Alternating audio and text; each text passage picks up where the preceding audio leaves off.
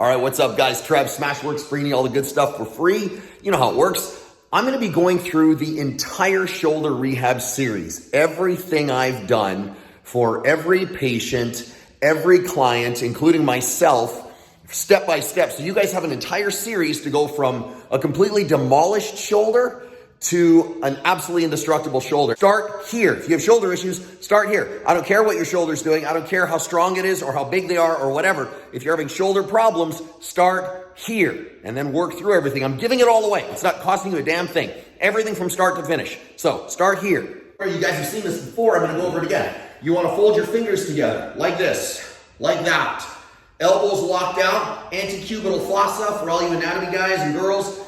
Elbow pit, whatever you want to call it, pointing up. So it's just like in jiu-jitsu, right? You're going for an arm bar. You don't want the arm bar like this. You want the thumb up because it's going to lock out that elbow. It's going to feel incredibly miserable.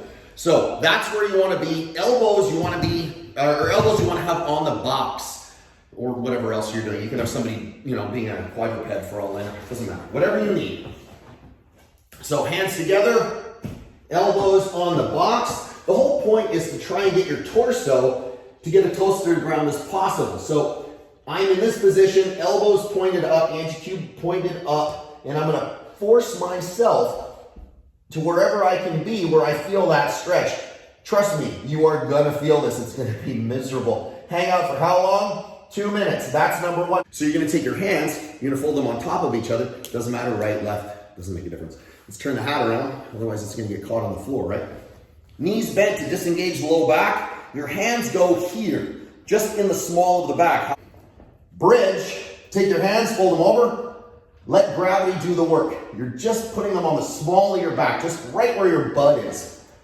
You're taking your elbows and letting them fall backwards, and now you're trying to pull your scapula, your shoulder blades, down into your back pockets.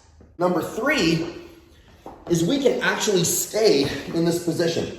It's the posterior capsule. So the posterior capsule gets all thick and gnarly and restricted. So you're just gonna take your hand, I'll go this way so you can see. I'm gonna make a 90-degree angle here. This hand's gonna go straight up. I'm gonna come around over top, hook my fingers underneath.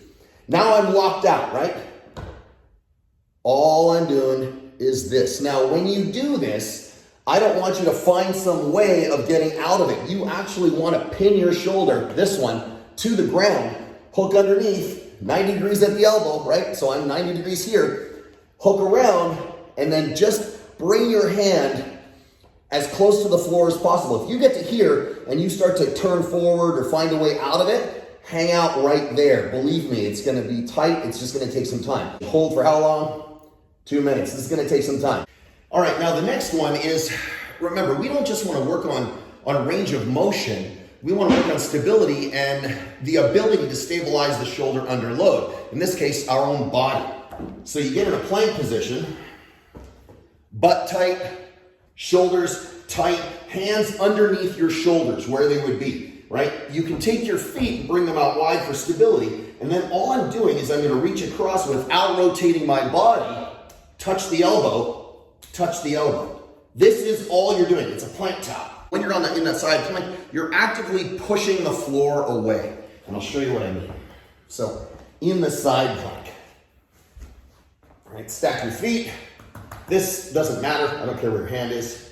This is nice and tight. So you're making a straight line here, and I'm actively pushing the floor away. You're gonna feel one side much worse than the other. If this is easy, just raise the arm, but I don't want you to jump to the next. Okay, now I'm laying on the floor. You see this, right?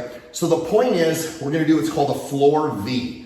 Now, in order to be able to do this, you have to be able to bring your hands against the floor this way. So karate chop hands, this part of your hand is flat against the floor. It doesn't change. What you're not doing is this or this, okay? So you're gonna be in this position. You're gonna come up to a V, not overhead. You're not ready for that yet. So this is your starting position. The whole point is to try and bring my elbows to my sides while my arms never leave the floor. So you're gonna come down, squeeze your shoulder blades hard, hard, hard, hard, hard, and then press straight back up. So squeeze hard, hard, hard, and then press back up. That is the floor V. It's harder than you think. You're gonna be sore, I promise you. That's level 1. You're gonna do that until all of that stuff becomes very, very easy and you're not cheating any of the movements. After that, move to level 2. I'll see you later.